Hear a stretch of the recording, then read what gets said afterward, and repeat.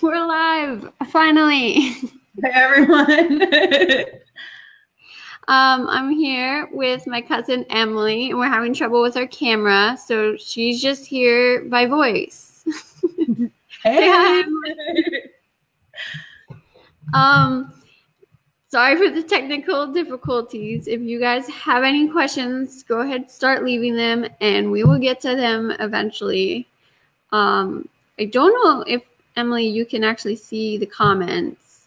There was, I don't know if it's the phone or the computer. One of them doesn't show as much as the other. Let me know. Right. So I do these live streams every week on Wednesday, 7 o'clock. Hopefully we get it right. Unless you're on with Emily, and then it's a little late, I guess. Hi, Kevin. Thanks for joining us. So I'll just jump into it. You guys know the whole intro. I just want to get started. I hope you guys saw my newest article. If not, please view it at some point after the live stream. I talked about special interests, which is something people with autism tend to have. They have an interest that they get really involved with and know everything about, and it becomes almost obsessive. And I wrote this article because I've seen these special interests used as a reward and punishment system, and I didn't think it was right. And so I wrote about what it is like to have that special interest, why I had it, and what useful things it was for. And so you can see that and why it would be devastating and harmful to lose that. And for me, before I had access to computers and the internet, I was very much obsessed with books and storytelling, and I brought my books everywhere, almost like a shield. But I don't remember bringing it to my grandparents' house where I would hang out with my cousin Emily. And so I don't know if she ever saw that side of me, because I felt very comfortable there, and that was one of the first places I talked to people outside my immediate family, because I was selectively mute. And so I brought Emily on to talk about our relationship and why we were able to connect and in what ways we have. So I'm really excited to share that with you guys. And so if you guys have any questions at any time, feel free to leave them in the comments, and we would love to answer them. So that's a little bit about what we're going to talk about tonight.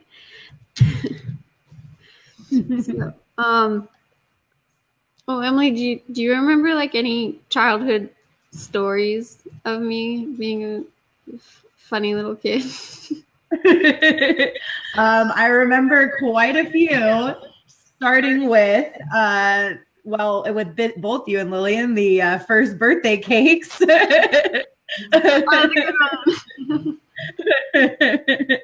And then when we were kids, we were active kids.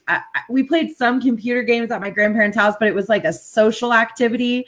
We played Putt-Putt or Freddy the Fish, but it was we were all playing together. And then other than that, we sold things in stores, little arts and crafts. We set up stores. We had cash registers and kind of weasel our grandparents out of $1 or $2. And we'd put on performances where Chloe kind of went from, because at one point she was, doing the dance classes with her sister and all those sorts of things. And then it was interesting to see them shift as they got a little older. Lillian was still the performer, and Chloe was much more into doing all the setup. She'd set up the stage. She wanted to collect everyone's tickets and write the script. And so that was really cool to watch. Yeah, now I'm in front of the camera. Who would have thought? I know. Now it's changed again. But we had all sorts of funny memories. we had a lot of Disneyland trips and Knott's Berry Farm. Those were like the two spots, like once a year or so our grandparents would take us. Let's see. I remember video game. That was one way that me and Lillian really handle. Yeah. That was really nice to have that, because he was also, I think that was one of his special interests, where like I even remember like when he wasn't there, like we'd keep playing Pajama Sam, and then we'd call him and be like, "Can you help us with this?" And he'd be like so excited to help us. Yep. And so like it became like a family thing where we played like Mario, and we played Putt Putt and Pajama Sam and Freddy Fish and all those games, like all the cousins, like, and they were like, a lot of them were one-player games, and we'd all just be sitting around the computer. Yeah, they have like such fond memories from those games, and it's not the games itself; it was like hanging out with you guys. Yeah, well, I mean, that kind of thing was, I mean, it's because there were a couple ages where, what's our age gap? 5 years, 4 years? Seems like a lot more than now, where we're both adults and there's not as many things separating, but it is nice to have a common ground. It always makes time together a little bit, and for everyone too, because it's rare. There's as a cousin group, we're 4 plus 3, 7 of us. There's very few things we all enjoyed doing together, so it was a funny little thing we enjoyed. Even Grandpa got into it. I remember my parents came upstairs. They're like, "What are you doing, Joe?" And he used some curse words, but he basically said, "I'm trying to find the freaking balloon so I could go to the parade." Oh yeah. He was playing Putt Putt, and we were we were trying to help him, and he was so frustrated. Oh yeah.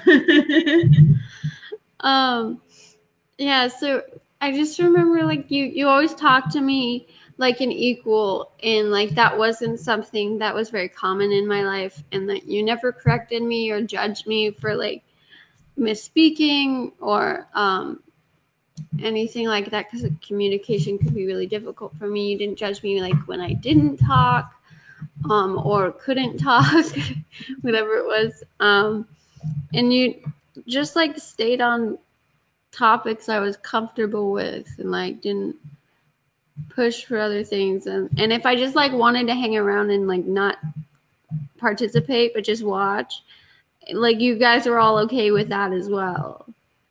Yeah, well, that's what we had a call quickly before today. I was pretty nervous to come on, so you all know, but I think it's such a great thing you guys are doing, and I had to. I was so honored to be asked, so I had to come on. But when you were telling me that you wanted to talk about what the things I did to make you feel so comfortable, I had to ask her what exactly those things were, because to me, that was just my cousin, and I just loved her in any sort of way I could find. Oh, I find out you like Harry Potter. I only read 2 books, but let's talk about Harry Potter. Like, oh, you like Walking Dead or Doctor Who. I even tried to watch a couple episodes of that, but I didn't start it from the beginning, so I didn't get as into it. But if you just talk to people and you just pay attention, you'll find common ground with anyone you talk to. And Chloe, you're an especially interesting person to talk to when you get to that place. And what I was telling her earlier was, because as kids, it's easy, kids are just kids. You don't really notice how another kid might be thinking differently than you do. But as we were getting older, and Chloe discovered social media, kind of gave her, when she first made her Facebook, and, we weren't living in the same town, it was really a way for me to stay in touch with her life. And then when we were back together, we had endless things to talk about, because I knew what was going on with her for the most part. I could ask her questions. I knew what project she was involved with. And I mean, with OurTism, I'm even more in the loop now. These talks every week and all the articles you write, you have such an interesting perspective. So it's been very fun. You have an outlet for expressing it. Yeah, and I remember, as I told you, those first couple years that I started my Facebook, I didn't get any likes or comments, but I get all these phone calls from friends and family that would ask me questions, and we'd talk forever about my one post.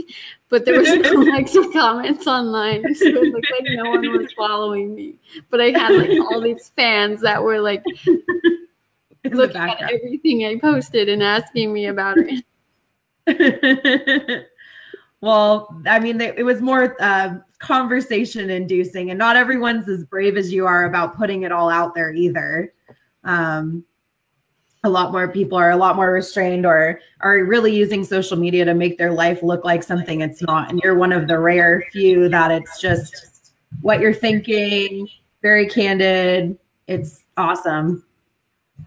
Thank you. Hi, Aunt Suzanne. Hi, Marilyn. Hi, Grandma. Hey, everyone. Sorry, my face isn't working. So in case you just joined us, Emily's camera is not working, so she's just a disembodied voice right now.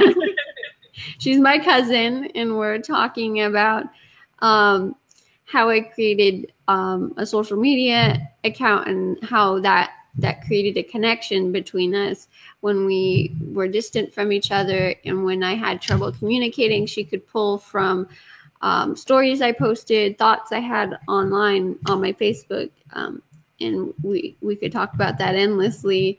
And so it really bridged a gap that I had with people, and so it was really nice that became a useful tool. Very nice. Yes, I agree. I'm sorry, I was a little distracted for a second because I thought I figured the camera out. So I'm just gonna think I'm just gonna have to stop messing with it. I'm starting to get distracted.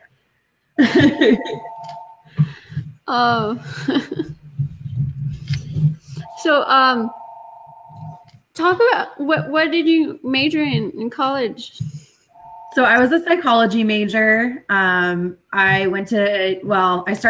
had a which was something me and Chloe bonded on. I bounced around to a couple different schools for a little while. Just what hadn't made my decision on what I liked yet. And I ended up at UC Santa Barbara in their psychology department. And I really, really enjoyed the major. I didn't end up going further with it like I had planned. But what I also found from when Gail first started doing OurTism, even before Chloe was involved, she had called me and asked me about what I had learned in school. And I was a psychology major. I took development classes, and there was such little information about autism out there, especially out of the early childhood stage into adulthood, teens even. There was just so little information. I've learned so much more from Chloe and Lillian and their firsthand experience of their journey, and Gail from all the research she's been doing and all the experts she's been talking to. And it's just something that there isn't enough education on, I don't think. The only people who I feel can have a conversation about autism or anything about being on the spectrum or anything like that are people who either have a family member and they take the time to do the research themselves, or teach and work with children. And other than that, I mean, even I sometimes use the incorrect terminology or things like that, but I have people to correct me. Some people say things and it's just like, how can you really think that? Like, it's crazy.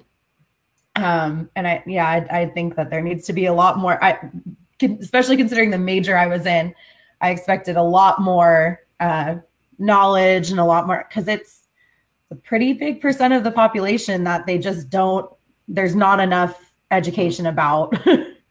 Because I feel like if you know more, like, I don't know how to explain what I'm trying to say, but knowledge is never a bad thing, and it'll only help with policies and classrooms that are made with no one who could relate to who, like, the policies affecting are the ones making the decisions, and don't have the knowledge that they need or the insight to make the best decision for the community.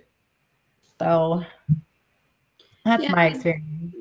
Knowledge and research and all that stuff about autism is like being released all the time, and there's so many professionals who used to be experts who have not updated themselves and still are considered experts, but don't actually know a lot of the new stuff that came out in the past 10 or even 20 years. And so I know there's professionals out there who still believe like girls can't have autism, which is insane. Yeah, which is just you can't claim to specialize in autism and not know that half the, well, not maybe not half exactly, but I mean almost 50% of the population is females. Yeah. It's so it just doesn't make sense that how can you call yourself an expert when you're missing at least 50% of the group. Yeah. I don't know. I don't know if you know these statistics, but with boys, a late diagnosis is considered like 3 to 5 years old. Oh my God. Diagnosis for a female is 40 years old. 40? 40. Oh my gosh. I didn't know that. I knew it was a difference, but I didn't realize, wow. Yeah. 40. So, well, then I guess, wow. Boys are diagnosed as early as like 3 to 6 months normally. Mm-hmm. And girls are misdiagnosed with ADD, anxiety, OCD, schizophrenia, PTSD, like everything except autism. Oh my gosh. I mean, it does happen to guys once in a while, of course. Where like guys can present the same sort of way girls do, and girls can present the same sort of way guys do, where often the girls diagnosed early will present way more like that of a stereotypical guy on the spectrum. Whereas someone who masks more and hides their all things very much as much as they can associated with autism tend to be girls, females, where the guys tend to show more aggression and show more of the stimming and show more of that stuff more obviously. Yeah, it's the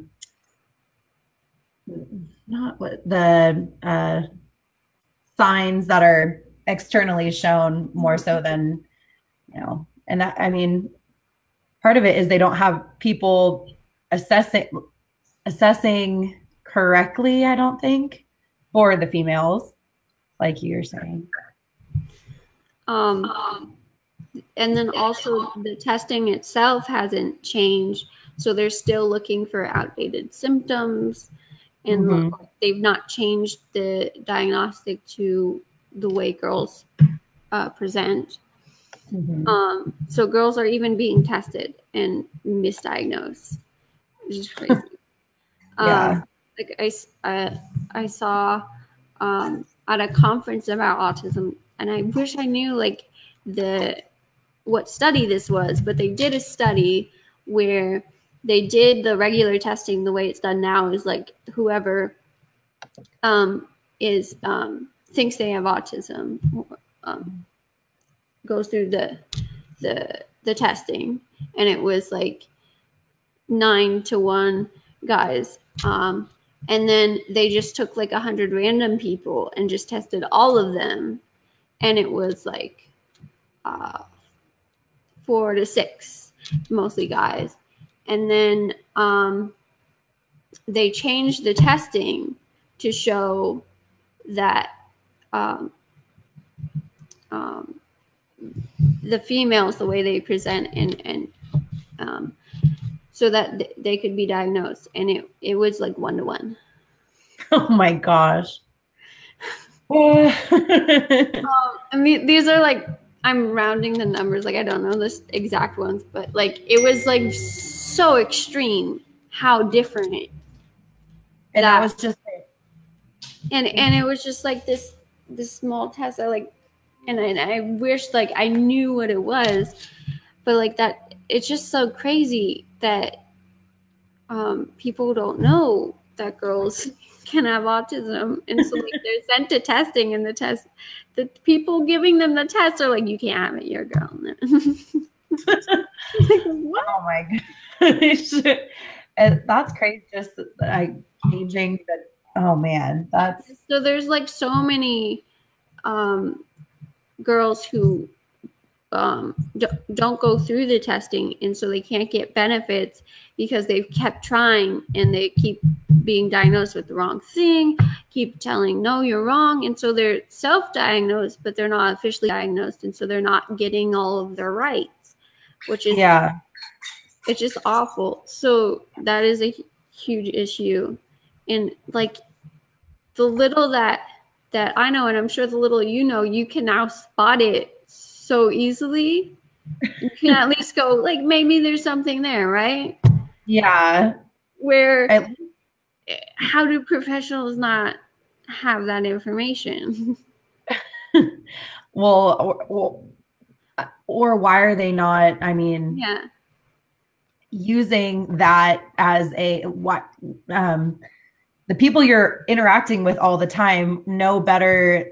If they have knowledge of what the symptoms are, then a test would be able to tell you anyways. mm-hmm. That's, I mean, wow. I did not know all that though about females and their I knew they got misdiagnosed a lot. But I mean, because a lot of what goes on could be because there is things that cause anxiety, but it's not anxiety. Anxiety is not the root. It's your brain works differently for a whole different reason. Having autism and being told you don't have autism and treating it that person like they don't have autism is going to create PTSD and anxiety and depression and all of those things that they want to diagnose you as and so you have it, but it's because you have autism and you're not helping them be successful and have autism. Yeah. Well, you're not setting them up with the tools they need. And then it'll spread out to. At OurTism, we don't require you to have a diagnosis to be part of our programs. So, putting that up. That's really good. I did not know that either. We actually have so many clients who are girls, which is awesome. Well, because there's a place that's finally giving them the tools and the resources that they've been looking for, and not just telling them that there are a bunch of different things that they're not, and giving them tools that can't even help them with what they actually are. So that's really cool. What other, I know last week you were talking about, so you guys have a peer group, you all meet together, and then there's a parent group and support groups. Yeah. Very cool. Those are always the adults on the spectrum with the Asperger profiles. We meet tomorrow night, and then the following Thursday will be the parent and caretaker support group. And both have been going pretty great. It's exciting. We have people. The caretaker, it's going to be the third one. The caregiver, it's going to be the third one. But the adult one we've been doing for a long time, and we have people come regularly. And so they've created connections, and it's like been really cool to have that support and have be able to relate to people and know that it's not going to be shared if you don't want it shared, or you can just come and listen to other people talk. And it's just really nice having all these like-minded people in a space where like we're the majority instead of the minority. Yeah, and you're all talking about things that you can relate to instead of being in classrooms where even the characters in the books for the most part aren't, you know, like you can relate to them, but it's not this, like the discussions in the class are never not the way you saw things, or I feel like, and I know you've talked about, I've said this to my mom because she's always like, you come up with things that I would never think of and it's like genius. And I'm like, well, for me this is like the norm, and like it's where when like most other people answer a question and they're all answering the same, it's not something I thought of. I'm like, oh my god, that's Chris is smart and everyone else thought of that except me. And so it's a different well, it's got to feel nice to when everyone else can come up with the answer and I'm like, wow, I was way off with something different. Well, that's what I do like more about adult life in general, though, is as you get older, you realize there aren't wrong answers if you can like support your argument. And I feel like Grandpa Joe again with how I'm talking about it, but if you can back up what you're saying, you can have a discussion about anything really. And there's everyone's mind works differently, so it makes sense why there's so many different answers. That's something frustrating about school, is if that's why I hated multiple choice tests and loved fill in the blank or essay, because I always knew the material. I just might not know the one word, might have tricked me, but if I can explain myself, or I was always the one arguing. I'd have my test and I'd bring it up and be like, but doesn't this answer kind of work too? And then they'd be like, oh, darn. Like, yeah, I guess. All right, class, number 19 can be A or C. So, but, yeah, I remember like that one question that like everyone got wrong and they removed from the test was like one I always got right. And I'm like, no, bring it back. I need it back. Well, didn't you get it as a extra credit or something? No? Sometimes, other times I do. Just take the point away. Like, I need that point. Well, yeah. I was going to say, you've talked to me before about how when you're in a classroom full of, is the correct term neurotypical? Mm-hmm. Everyone else in the class is neurotypical. So it might seem like you have the wrong answer, or, you know, you're not speaking up about your answer because you're still thinking about it in your head, but it would have been a cool insight. And then the class has already moved on to the next topic. And that's got to be frustrating. I don't think our current education system really allows everyone to shine. No matter if your brain works differently, you're at a disadvantage, which I think sucks. So we need everyone to have different brains in our society and in the world. And like I was at a college that was advertised as being like very open to like people who are different and working differently than other schools, and like very accommodating. And so they would have those seminars and I would meet with the professor. We got to interview our professor before we took the class, and I would explain I have slow processing, so seminar is really hard for me. I explained what that meant, that as the discussion was happening, I wouldn't be able to keep up and speak because my slow processing would mean I would come up with something to say when we've moved topics. And then I'm like, I can still blurt it out if you want me to, but it's like, I don't want to make the class upset, slow us down. So what I can also do is I can email you after class, or I can give you notes that I took during the class. I can write you an essay, whatever, to accommodate. And like so many professors would refuse to accommodate that. And we're like, well, this is seminars, you have to speak. And I'm like, didn't I just explain that I have autism? And this is part of the spectrum I'm on, that's not going to happen.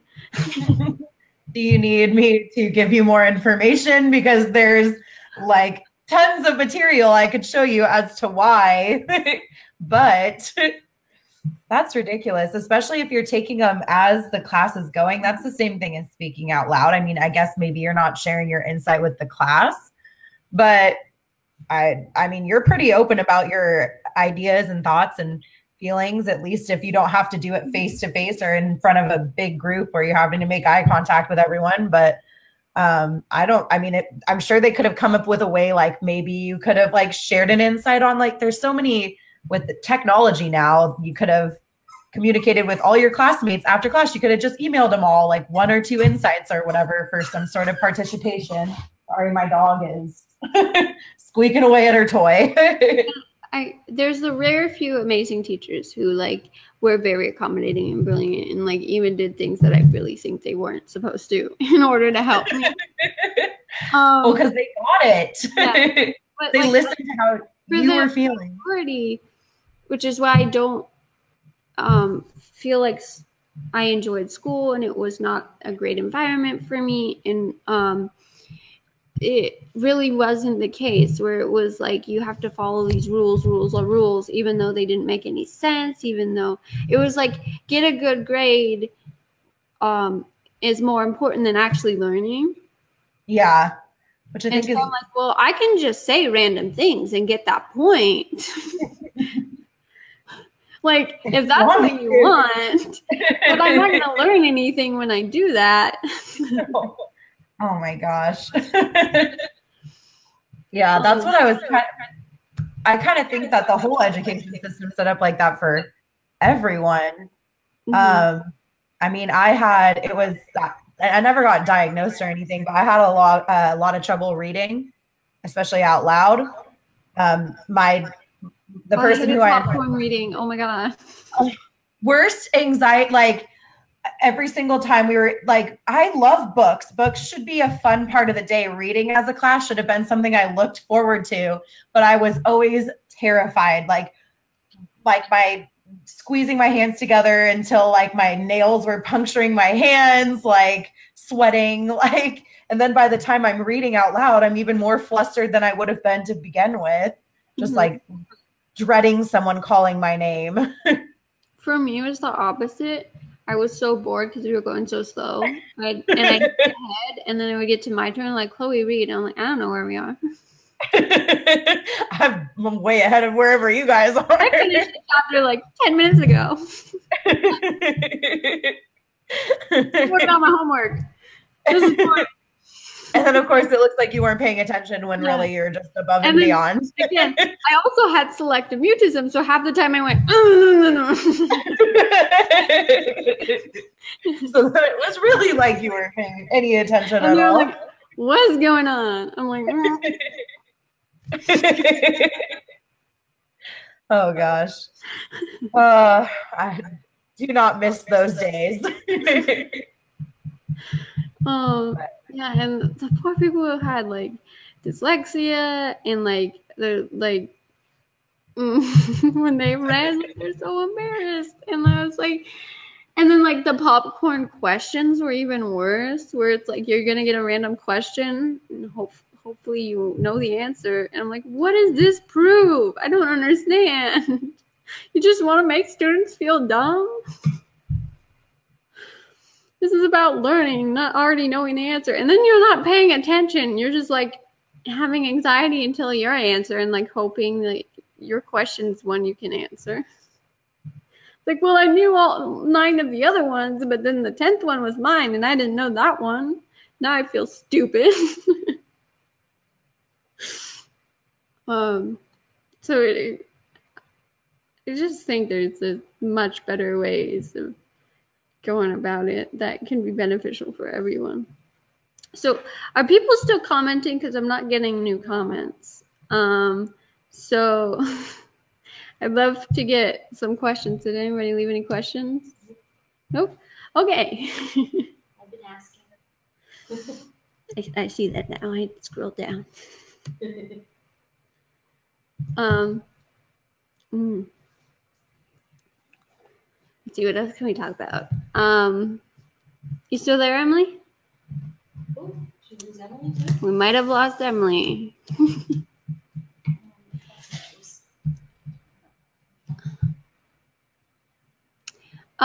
Okay. So when I got my diagnosis, it was really helpful to explain to family members and friends and stuff that this is the reason why I do certain things, where for some reason without that diagnosis, it was not okay for me to be doing whatever I was doing. And they were like, oh, would say things to me or to my parents that like, that felt judgmental or correcting. Oh, Emily, are you back? I'm back. Sorry about that. I'll give you guys a little background. I want to apologize.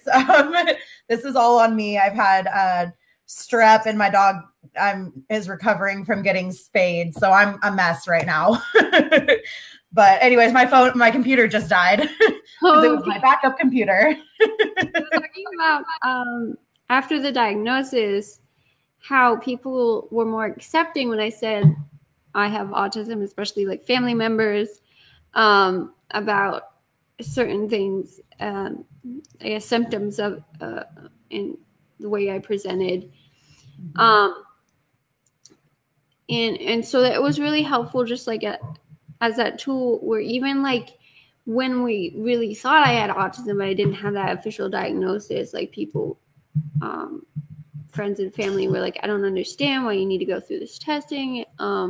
You don't have that. You're just where like when it was official, there was just a change in people where they were like way more accommodating, especially when I explained things about slow processing and about the sensory issues and about all those specifics where like, oh, I really don't like it when I have skin on skin contact. And like, oh, okay, and then we don't need to hug unless you're comfortable with that. Where before the diagnosis, I would like have family members be like, you need to look me in the eye and you need to hug me and you need to say hello to me every time I see you. And I was like, that's just a really uncomfortable experience for me. But then after the diagnosis, they were like much more accepting that I was just gonna wave. Do you feel like having the diagnosis really, because what I felt was like it finally gave you the language to express what you needed, and maybe strategies of how, like maybe gave you more insight into why these things bothered you. And so that you knew how to ask for people to stop. So before especially before like even the misdiagnosis of ADD and everything, I thought everyone experienced the world the way I did. So I thought everyone lived a very painful life and was able to handle it. And I was like a wimp that just couldn't. I was like, I don't understand how you're like able to go to restaurants every night or go to Disneyland and not feel sick to your stomach by the end of the night. And I would like say like, oh, I'm tired when I was having a sensory overload. Where now, like, I can say I'm having a sensory overload, and that's very different from being tired. And stuff like that, where like I thought everyone experienced that. We're like getting that. I was like, oh, I'm the only one. And that's why like it was just like a weight off my shoulders. I was like, oh, I have things harder. That makes so much more sense. All the things I've been, hearing about how I should be thinking and feeling are all a little bit off for me, because my brain just works differently. So it's just a lot harder for me. So it was like, before the diagnosis, I felt like something was wrong with me. After it, I was like, there's a reason, and now I know how to deal with it. Yeah, I felt like that was the biggest relief of your diagnosis, was you finally now, because you're such a smart girl, now you finally had tools and strategies and to live the life you wanted to live and how you wanted to live it. You had more at your disposal. Now, still not enough, because you're still a girl who didn't get diagnosed until she was, 17 or 18. So there still wasn't enough, but it was still, yeah. That makes sense. So we got a couple questions that we can get to. Cool. Your mom asked, I never saw any real arguments between my girls and you and Lillian. Was there ever any headbutting? Headbutting. I remember, the only thing I remember is like you and Jolie didn't always want to hang out together, so you like choose between me and Jolie. Like, where do you want to, when we sleep over, like Jolie's sleeping upstairs, I'm sleeping down here, who do you want to sleep with? I don't remember you being upset that we chose the other person, but I remember that like just being a little bit strange that we didn't all hang out. Yeah. And Lily and Tess, my other sister, were like very consistent with who they hung out with, where like I went like between the both of you. Yeah, I remember that. And so like I would like switch, like I'm like, I'm gonna go hang out with the other person now. So I never like finished a game. You were just a floater. Which like is how I am with my life. Like that's how I was at school too. Like I didn't have a consistent set of friends. I would just like sit with different people every day, and that was just okay. Well, that's a good way to live. Yeah. Just a bit of background. My sister and I are 17 months apart, and we're really close now. But growing up, because she wasn't quite even my twin, like what Lily and Chloe experienced, where they were always in the same grade and they were always hanging out with, they still had like only so many people in their class. So they had the same friends and stuff growing up. Whereas my sister and I, it wasn't until like end of elementary school and into middle school, she started like trying to hang out with my friends and stuff. And I thought she was my loser younger sister. So, but she was not. She's very cool. We just had really different interests. Like she would rather go climb a tree, and I'd rather put on a princess dress and sing. I do remember being a little bit annoyed that you and Jolie would like want to watch movies while we were over. Yeah. And we like only got to see you a couple of times a year, and you just like be at grandma and grandpa's watching their movies. Like, hang out with you guys. Yeah, I remember that too. And then you would do things just not thinking about the age gap. Like we'd go to Knott's Berry Farm and you went on rides that we couldn't go on. Yeah. And that could feel a little bit saddening. It's like I remember like going like, well, can't we go to Disneyland instead of Knott's Berry Farm because I can go on everything with you? And you guys would want to go to Knott's Berry Farm and not think about that. Well, it is hard too because the way our family age gaps are is, yeah, Chelsea's the same age difference, but her brother's my age. Mm-hmm. So, and then she was also older, and then like Jolie and I are the middle-aged family, and then your entire family is all the age gap younger. So it wasn't like you had the one older sibling who could participate or was could say like, oh, my sisters can't do that, so let's pick something else at the planning stage. But I didn't. I never remember anything like being autism related. Why we butted heads? It was always like some other reason, or like you just like didn't think about it.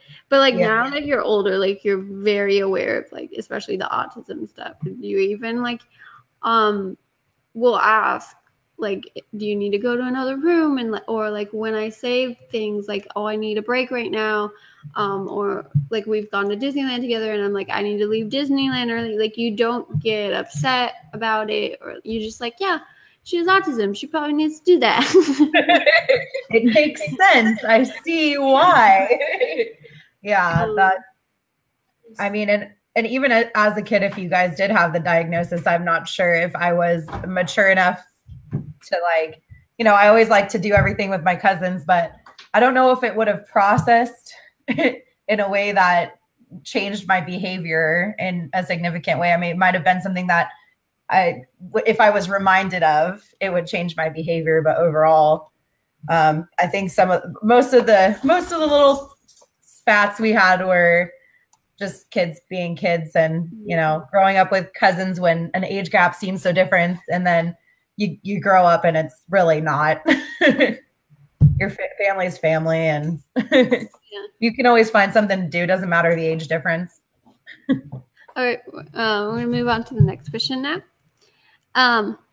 From Lisa, what difference do you see with boys with similar spectrum issues? This may be a difficult question. With boys, there tends to be more aggression, where with girls, there seems to be more like shutting down. I would say would be one of the bigger differences, especially like with sensory overloads and with defense mode and that kind of stuff. And it's not always the case. Again, there's always exceptions, but I think boys are just a little bit more in your face about those things. Where positive symptoms versus negative or something. Because there's a lot of other actually, like there's some like ADHD and stuff displays differently in boys as well, and they are quicker to recognize because they usually have maybe it's not positive and negative. They have the outshowing symptoms, and then girls it's where with girls, you learn socially like how like girls will outcast you if you don't fit in. So you learn very quickly to cover things up. Where like boys, they're just like playing games, and so like if you know how to play soccer, which like a lot of autistic boys like are very good at, those things, or video games or whatever like your friends are into, like if you're into that, which normally at a young age you just find friends who like the same interest as you.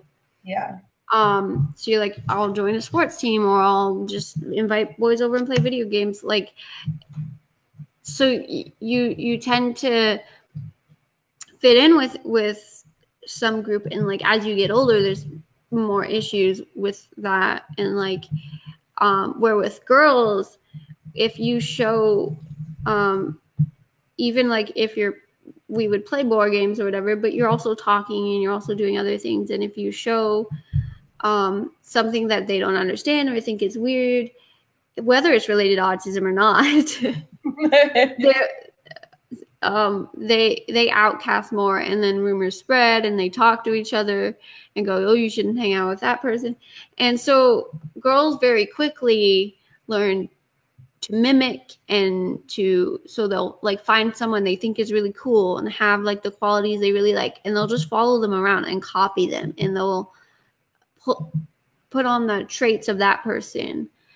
They observe more. They'll stand in the group quietly, which is more acceptable than if a boy were to do that. And they'll mask, and so if everyone's laughing, they'll join in. Where boys don't do that, they don't mask as much as the girls do. So like when all their friends are laughing, they go, I don't get it. Where girls like will pretend that they're laughing as well. So even though they have no idea what's going on, they didn't understand the joke, girls tend to pretend that they got it. And they might ask like a very close friend, hey, do you understand what that joke was about? Because I don't. But they wouldn't ask the group. They wouldn't ask the group. Clearly knew, Sometimes like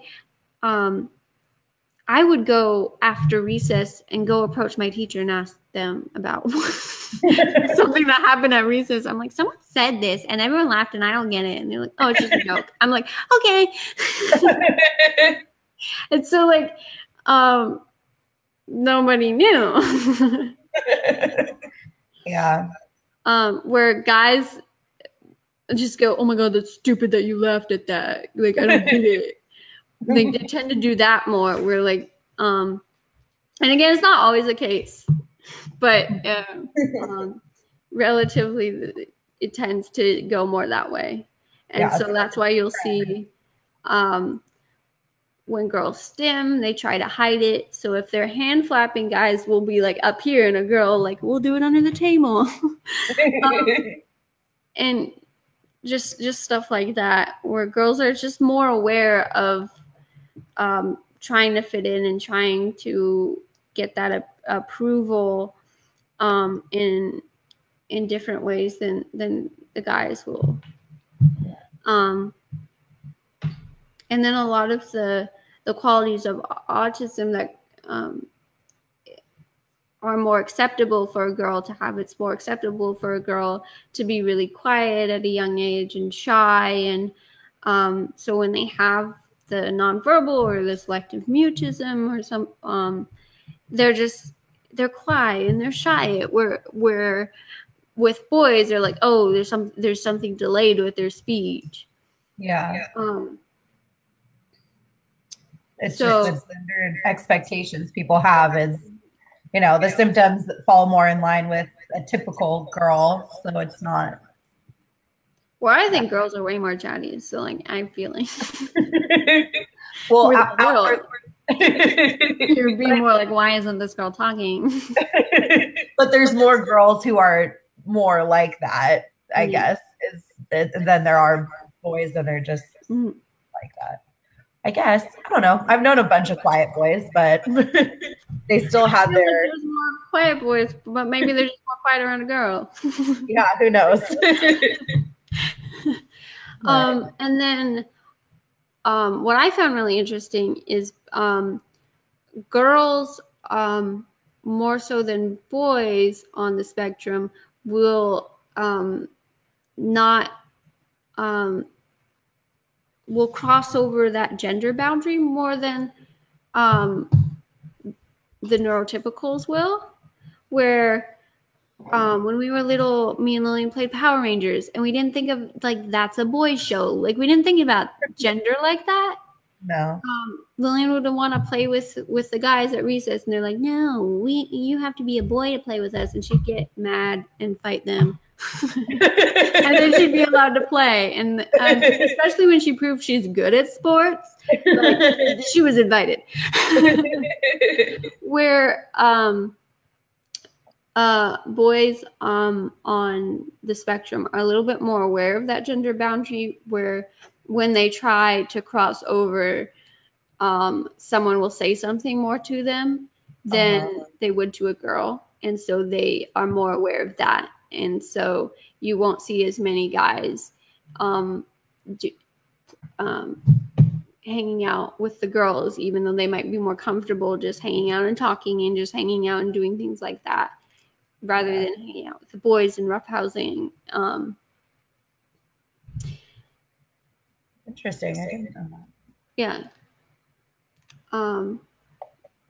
Because for some reason it's less acceptable for the guys to do that than it is for the girls to hang out with boys at a young age. And then as you get older, you become more aware of that gender area. But like at a young age, it really didn't cross my mind until like someone pointed it out that there's girl things and there's boy things. And that seems to be a common thing with those on the spectrum, is things have to be pointed out. That seems just known to everyone else. I didn't think about popularity.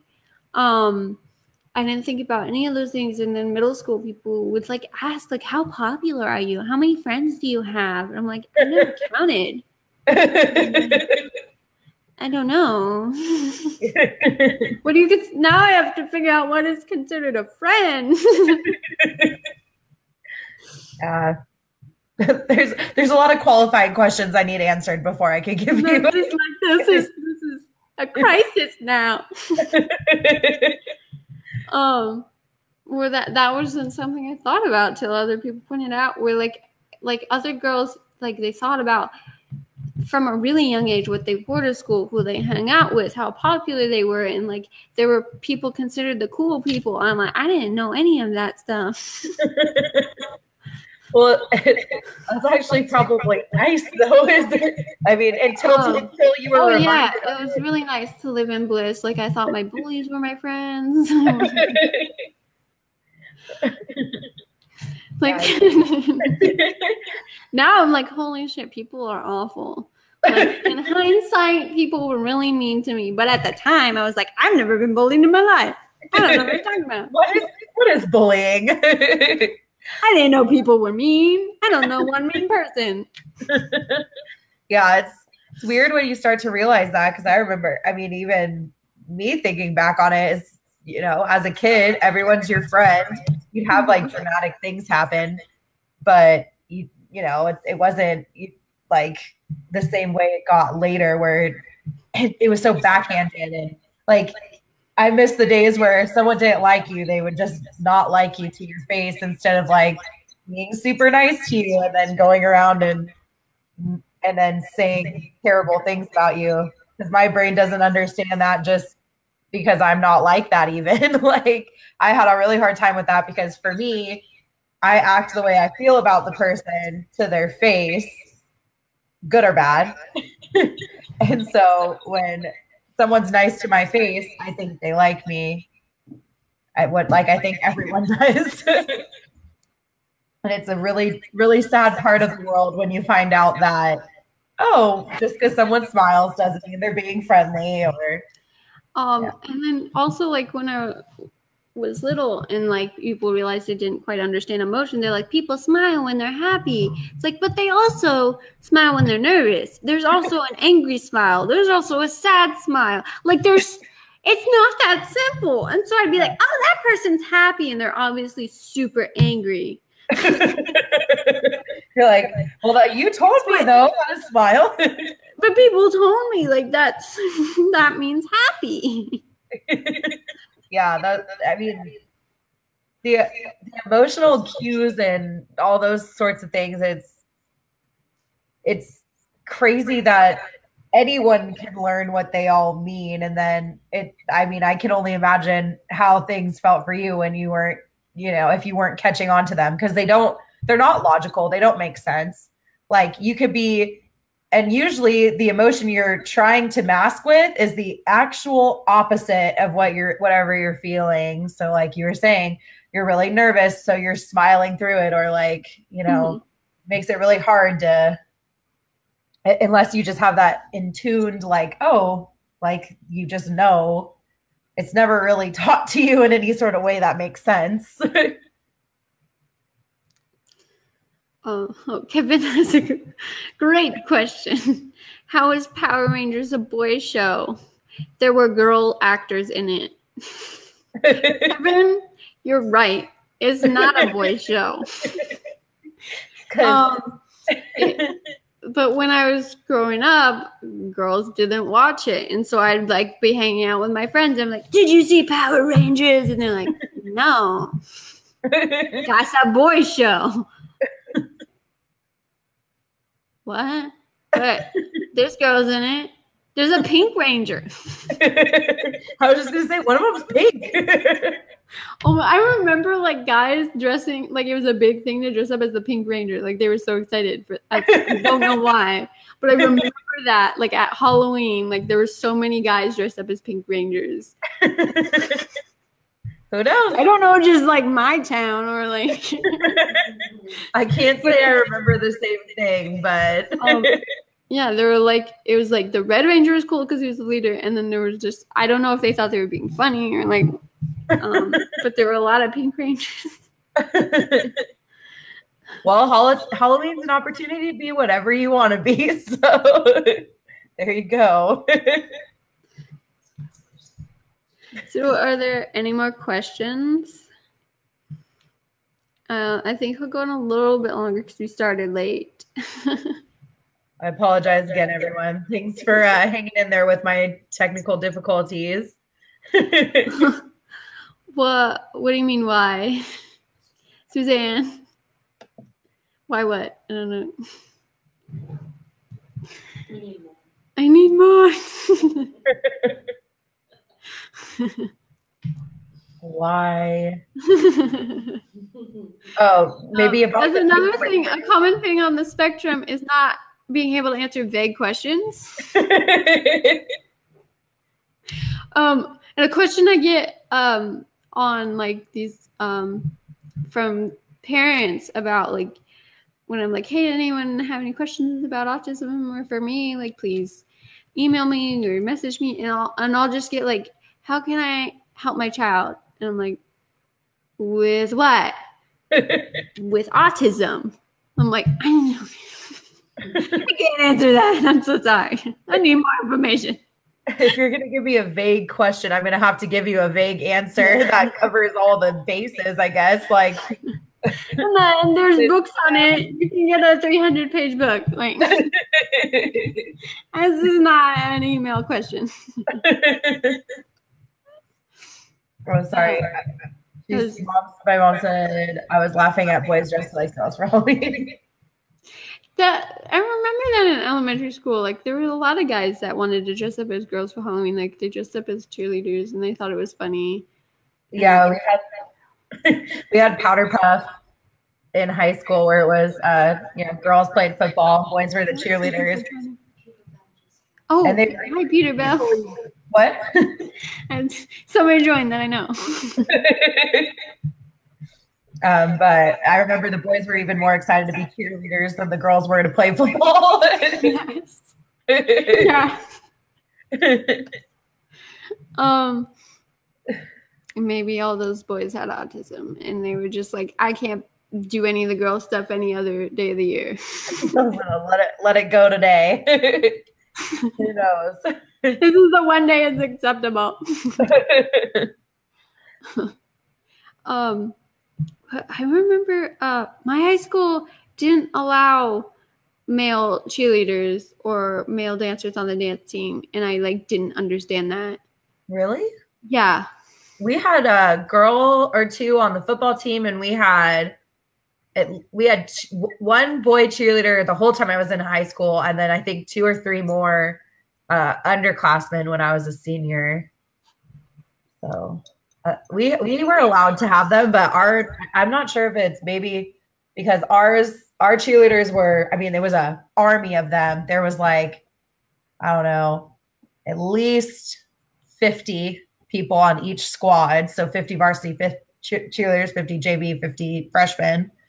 So maybe the boys had more to do because they could do the taller pyramids and stuff. So they wanted the strength. I was we could win more stuff and do more flips and do more things. The throwings. I don't know what they're called. It's because they're stronger and they're taller. But I don't understand that. We got off topic now. We've ventured way out here. Yeah. So we started with autism. There's less of an understanding of that there's gender roles and norms, and so you'll see those with autism go explore outside of the normal the norms of gender and not understand that is not a normal thing. Yeah. So it's just oh, that's a cool outfit. Well, that's the guys section. Oh, okay. I like it. Well, where now that's more acceptable than it was in the just even when you were years ago. So that's exciting. There's pros and cons to that as well. And so gender is just like one of those things that those with autism don't understand until explained. And I do think like everyone needs that explained a little bit, but there's just, I feel like when it's just a little bit more extreme with those on the spectrum, where like we just miss more cues. Like people have been staring at you weird all day, just didn't notice. Yeah, didn't understand like why. The body language, like everyone's staring at me for wearing something that a guy would typically wear, whether it's like guy shorts or or a tie or whatever it is, I just won't notice that everyone's staring at me, where a neurotypical person who tried that would be like, oh, they don't like when I wear this, so I'm not going to do that. Where I'm like, I'm oblivious. Unless someone comes up to me and goes, you're wearing boy things, I'm not even going to know what's going on. You're just like, oh, everyone's looking at me. I guess they like my everybody thinks I'm cool. They want to be my friend. Or I won't even know. Because I was going to say, you probably didn't even notice, or I might not even be looking at them because I can't make eye contact with people, because that's also part of autism.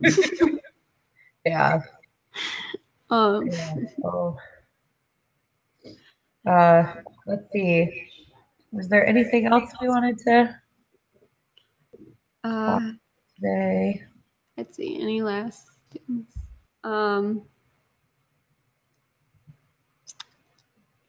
Can't think of anything.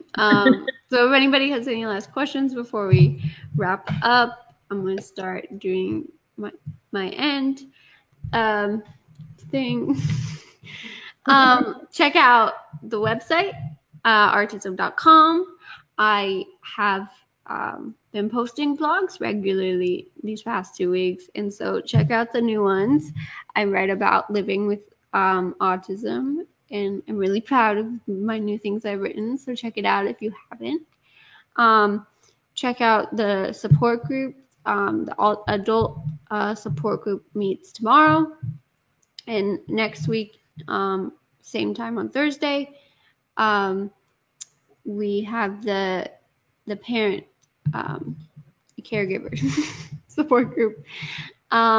Check out Life Map. I love our program Life Map. That helps those with Asperger profile figure out what they want to do after high school and into adulthood, whether it's living on your own, going to college, working, or just like figuring it out. Or small things like I've been planning my birthday and using Life Map to do that. That's awesome. So it's been really helpful for me, and I hopefully if you guys, anyone watching needs help with any of these things, Life Map is wonderful. Check that out. It's all available on the website. I do these live streams every week. Come back next week, 7 o'clock, Wednesday. I'll be here. Hopefully we won't have technical difficulties again. And it will be. She's going to be on time because I won't be here. So. Thank you, Emily, for joining. Sad we can't see your face, but check her out. She's amazing, and she does have a beautiful face that you can check out on Facebook. Thank you so much for having me, Chloe. It was seriously an honor to be asked. I'm sorry I couldn't get the video going, but next time we'll have to, maybe I'll come in person or something. That'd be better because I missed you anyway. So, all right. Bye. Stay colorful.